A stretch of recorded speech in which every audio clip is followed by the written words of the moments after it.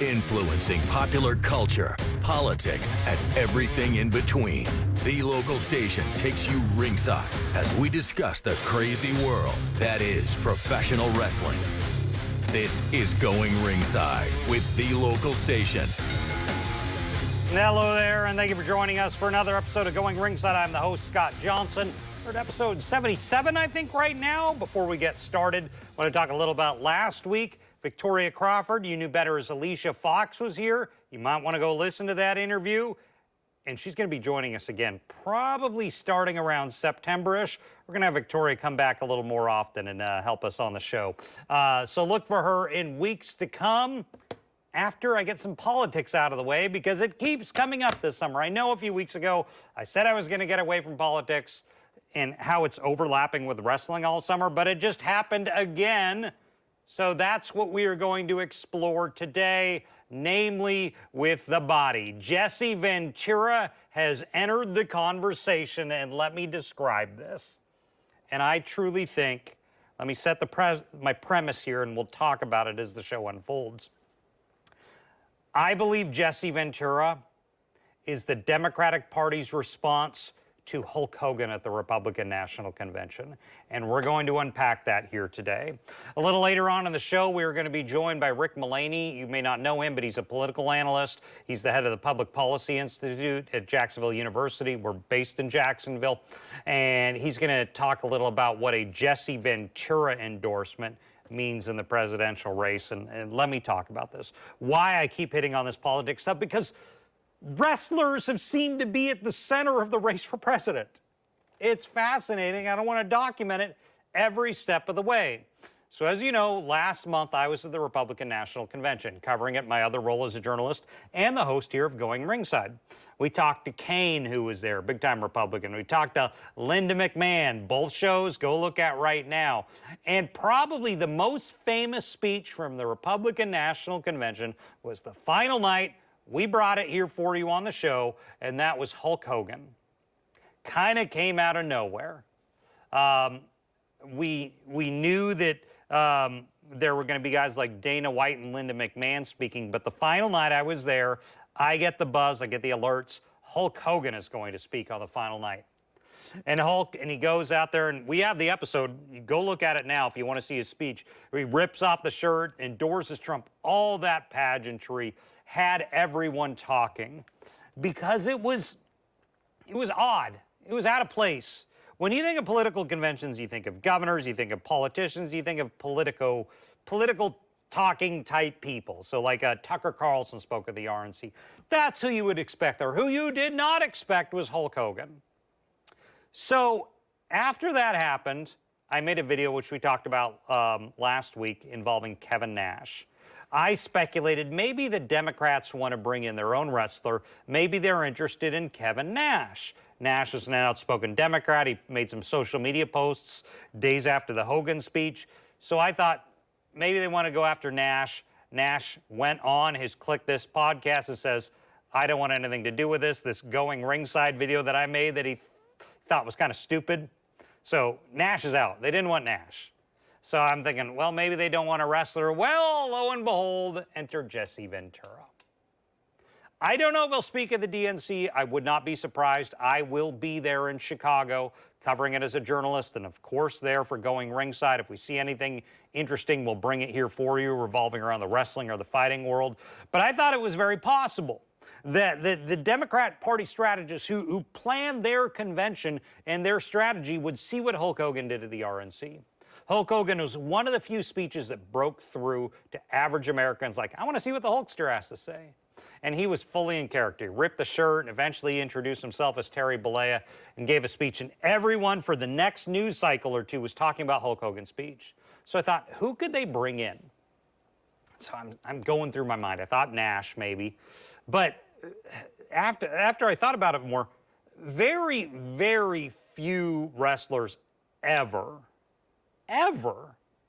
have had the kind of fame through everyone, all generations, old and young, people would know. So I started going in my mind, I'm like, maybe CM Punk, it'll be in Chicago. I don't really know his political leanings, but I thought maybe he might be one. But then I thought, no one over 50 is necessarily going to know who he is. I mean, everyone's going to know Hulk Hogan. Not everyone's going to know CM Punk. So I was like, that doesn't make sense. Maybe Dave Bautista. I think he's kind of outspoken. I think he's a Democrat, and, you know, he's in Hollywood. Maybe Bautista, but I didn't know if that would work. I honestly don't know that your on-the-fence 68-year-old grandmother in Indiana knows who Dave Bautista is. And then I thought, well, they could go the absolute peak of fame. You could go John Cena, who I don't think's ever really been political publicly, so I don't know that Cena wants to do it. It couldn't be The Rock. The Rock endorsed Biden in 2020 and came back and said, I'm not going to do that again. He did have some brand issues for his image when he picked a political candidate. There was some backlash from the other side of the aisle. So I didn't think it was going to be The Rock. But I overlooked one guy who has moved beyond wrestling, cut into the national dialogue for decades, and that was Jesse Ventura.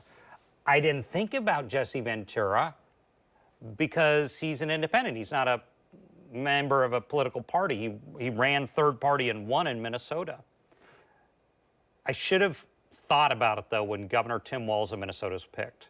Similar background to Jesse. Governor of Minnesota, military background. I'm not going to get the military thing's a whole political thing I don't want to get into. But I thought I should have picked up on that. Jesse.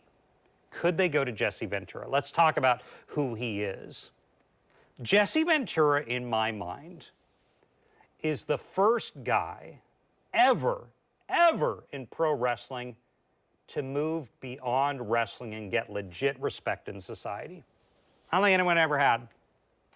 Maybe Gorgeous George in the 50s, it's another story. But Hulk Hogan, you know, he tried to be an actor, didn't go very far. So Hulk never really moved past wrestling, but he was an iconic, globally known figure. But no one else did until Jesse in 1998 was out of the blue. He'd been out of wrestling for years, just shocked the world, as he said in his speech, and was elected governor of Minnesota, came out of nowhere. He'd shaved his head, he had a mustache, was wearing a power suit. But everyone kind of knew Jesse Ventura, who gained his political chops as a wrestling announcer. Because what did Jesse Ventura do? He was an announcer. He was the lead color commentator for WWF.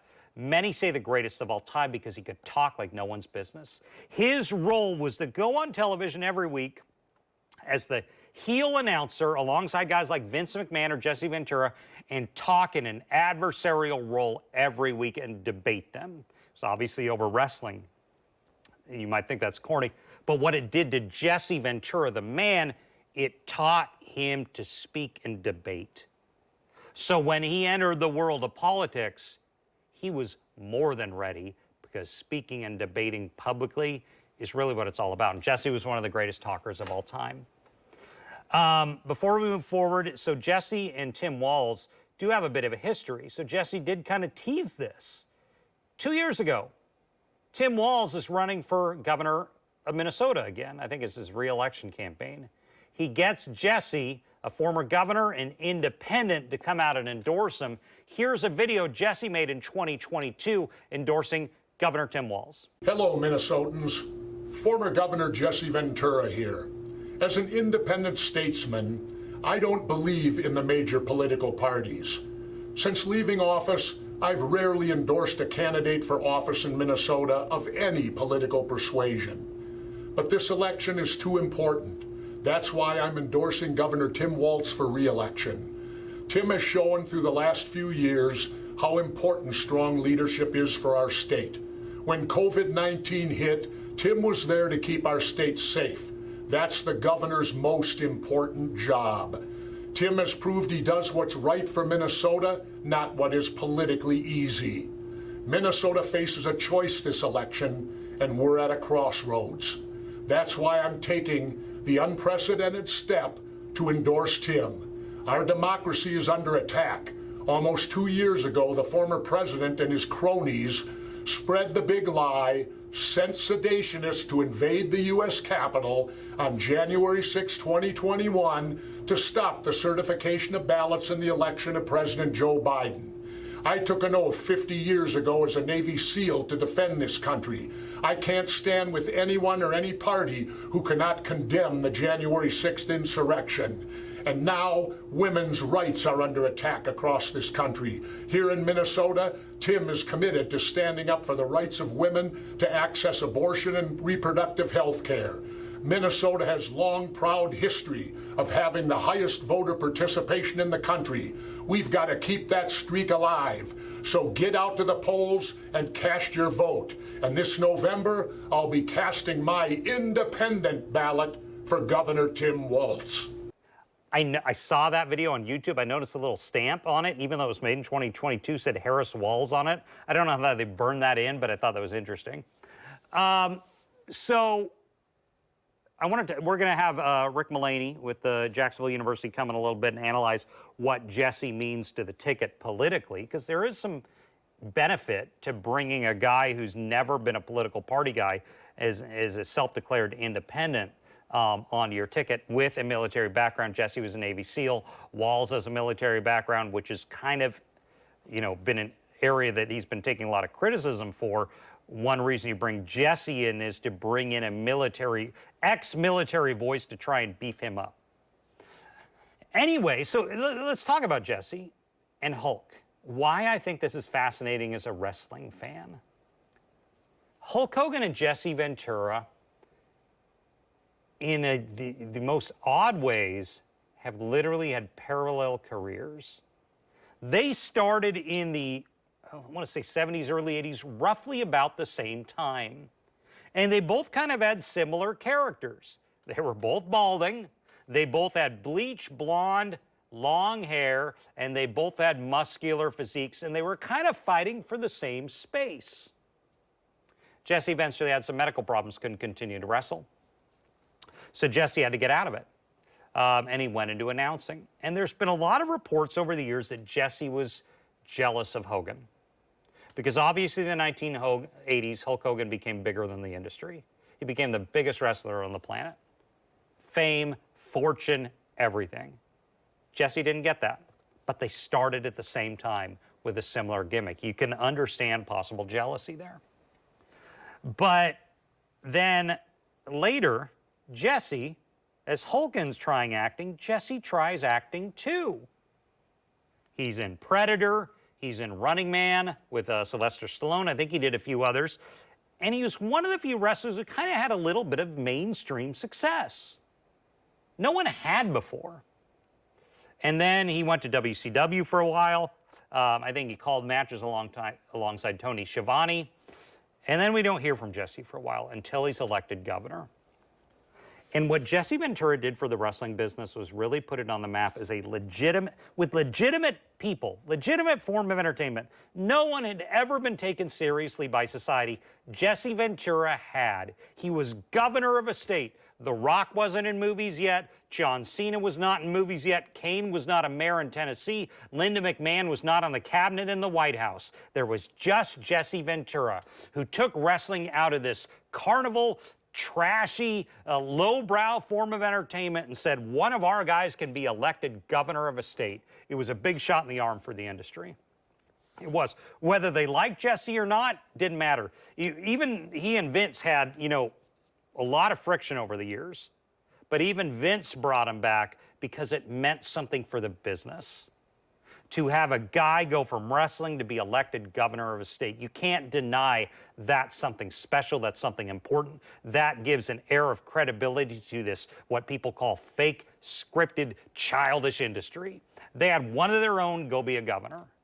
What happens after that? The Rock becomes a movie star. John Cena becomes a movie star. Kane is elected a mayor. Linda McMahon runs for Senate and is eventually put in Trump's cabinet.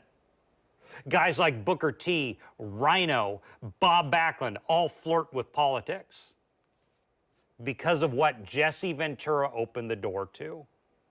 And the nation noticed. Now, Jesse, I don't want to bury this, after leaving the governor's mansion, Jesse kind of went into his own world. And if he followed Jesse's career, he's become like a conspiracy theory guy. I don't want to go down that road and criticize him, but he has remained relevant. He's got shows. If Jesse talks, people still know who he is. Not a lot of wrestlers have that. He was on with Al Sharpton on MSNBC. They put Jesse Ventura on because people know Jesse Ventura. He's immediately identifiable. He was a wrestler, an actor, a governor. He's part of the American, he's part of Americana. He's part of the American dialogue. Just the way Hulk Hogan is. Hulk Hogan's been retired a while, but people still know Hulk Hogan. They don't remember, let's think of, people who, they wouldn't necessarily remember Hacksaw Jim Duggan if he went on the speech. We've had Hacksaw on the show, great guy. A lot of people would, wrestling fans would, but Americana, average people who don't follow wrestling, they'd know Ventura, they'd know Hulkster. And you could put him on and still have fans react, still have general public react, which is why I think they're bringing in Jesse. And it's interesting that these guys' careers started together as young men. They went their own ways, both found mainstream fame, and now here toward the end of their life, I don't say they're passing away anytime soon, but they're getting older. They're both in their 70s. They're both winding up on opposite ends of the race for president in 2024. Very visible opposite ends of that race, that the whole country is taking notice of them. I don't know if Jesse will speak at the Democratic National Convention. As I said, I will be there. I'll be covering it for you. If I'm able to get him, if he is there, I'll bring it to you. But I wouldn't be surprised if they want him to speak. Why? A few reasons. I alluded to them. Jesse's an independent. He's not part of the party. If I'm a Democratic candidate, I want to hit independent voters. I want to make them feel, heard. He's got that military backing that helps with some of the vulnerabilities Walz has right now as the vice president candidate. To have an ex-Navy SEAL who can speak better, as well as anyone in the country, coming to his defense. That helps politically. I would not be surprised if he speaks at DNC. So I reached out to Rick Mullaney. He is a political analyst, works at Jacksonville University, runs their Public Policy Institute. We've had him on the show one other time to talk about politics. He's not a wrestling guy, doesn't know wrestling. That's not why I'm here. I want him to analyze the politics of Jesse Ventura. And he noted something. I assumed, well, this is a move to get independence. Rick viewed it a different way, and we're going to talk to him here in a second, to ask him about why bring in Jesse Ventura? What does he bring to the Harris-Walz ticket? Here's my interview with political analyst Rick Mullaney. Well, now we're joined by Rick Mullaney with Jacksonville University Public Policy Institute. Rick, thank you for joining us today. Great to be with you, Scott. Well, talk to me about this Ventura. It's been kind of public, and he's been very public out there supporting Walz and Harris. He's an intriguing kind of guy with a unique past that people kind of remember. Very unique past and very intriguing, of course, known for professional wrestling, Yep. But also a Navy SEAL and served in Vietnam, independent who served as governor of Minnesota.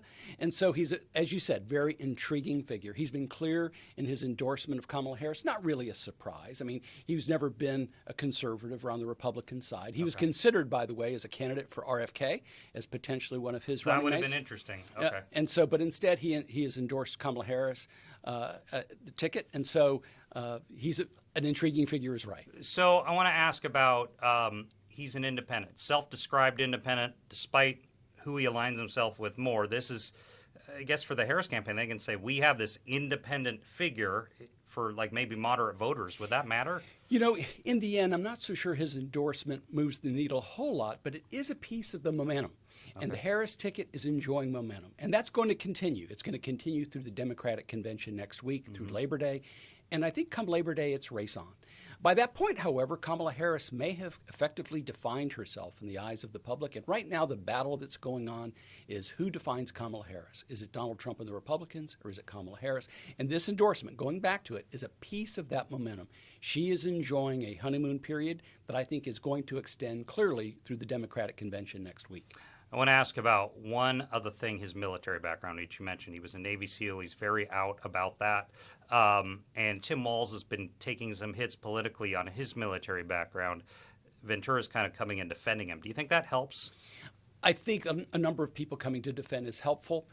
However, when you're talking, when that's the topic, it's not helpful. It is a distraction for the Harris campaign. The argument is, back in 2005 or so, after 20 years of serving in the National Guard, whether or not the vice presidential candidate, whether or not he left his service to run for Congress so he avoided having to go to combat. That's what part of the argument is. And then some of his statements suggesting that maybe in his deployment he saw that, when in fact he was deployed in Italy. So what you've seen is some criticism from the Republicans, in Vance in particular, calling this stolen valor. And you've seen a very vigorous defense saying that's not right. Honorable service for 20 years. You should honor his service. He may have misspoken a little. But if you're on this topic, it's not a winning topic for the Harris campaign in the end. One other thing on Ventura, he's an extremely gifted speaker. Whatever he's saying is one thing, but how he says it, does that matter? Well, he's going to be helpful. Of course, in Minnesota has been blue ever since 1976, and you can expect that they'll be blue come this November. But remember those neighboring states, the big three, Wisconsin, Michigan, Pennsylvania, and he resonates with some of them. He's a big figure. He's a well-known figure. He has a big voice. He does speak well. So his endorsement, like I said, I'm not so sure it moves the needle, but it is part of some momentum of the Harris campaign, and they've enjoyed a good run in this honeymoon, and I think it's going to continue. Rick Mullaney with the Jacksonville University. Thanks, Rick. Thank you, Scott. I want to thank Rick for coming on the show and helping us break that down. He thinks this will really shore up the more liberal base to make them feel more enthused, more comfortable with the ticket, to get the base out to vote. Interesting. It also, I just think it really helps with Walz's record criticisms. It undercuts criticisms to Walz. And he has been a supporter, as you can see, as we showed you earlier, for several years now. So Jesse Ventura is the guy who changed the industry. When you are a wrestler in hokey wrestling that people look down on in general society, and you're elected governor of a state, it was really hard for mainstream press to mock wrestling anymore. And look what happened. Austin got big.